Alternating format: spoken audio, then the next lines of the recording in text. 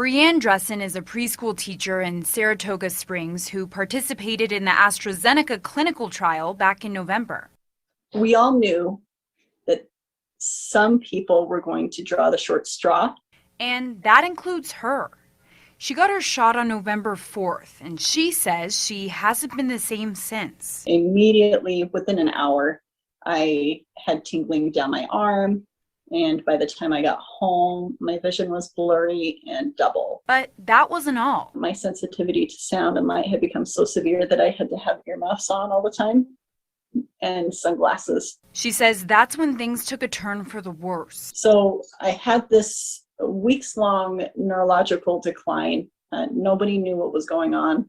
I called the test clinic several times. Finally, 2 days later, they had me come in and they did a neurological exam and they said, "Oh, it looks like you have MS."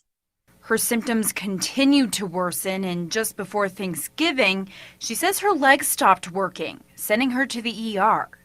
But after running several MRIs, CAT scans, and lumbar punctures, nothing.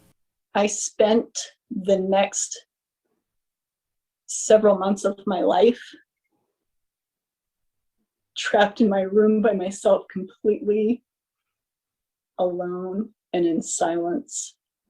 Even the sound of my husband's pants swishing was too much for my ears. We put towels on the windows, trying to make it darker. And it was a nightmare. No answers, no relief, no hope. I missed out on Christmas. I didn't buy my kids a single Christmas present.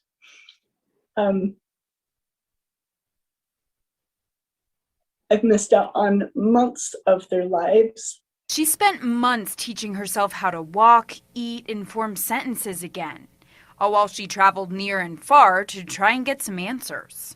The hospital didn't know what was going on. None of the neurologists that I saw knew what was going on. She says she's talked with others who are dealing with the same symptoms after getting their COVID-19 vaccines. I want the CDC to do the right thing and communicate with the medical community so these people can get help. And while she calls herself pro-vaccine, she believes the people who are injured are being left behind. We absolutely can have the vaccines and we can take care of the injured. This does not need to be an either-or thing. While Dressen was at a research institution in Washington, D.C., she met up with Utah Senator Mike Lee to voice her concerns. And after explaining everything she and others were going through, he, along with Wisconsin Senator Ron Johnson, agreed to write a letter to the CDC and the FDA demanding some answers. Now, in that letter, they asked for a response to each of the 6 questions they wrote out no later than this coming Monday. And if you want to read that entire letter, just head to our website at abc4.com. Credit Karma makes it really easy to understand your credit scores. It not only shows